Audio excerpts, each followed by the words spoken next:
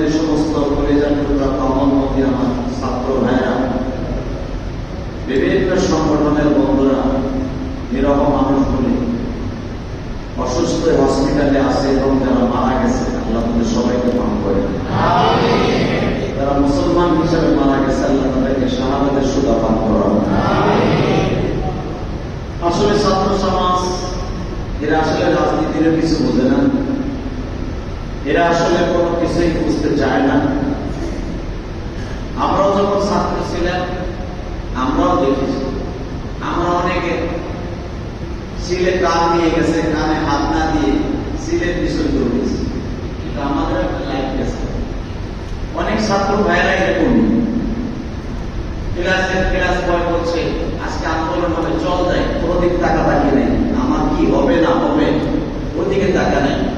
হাতে একটা খাতা আছে, একটা কলম আছে, তাই নিয়ে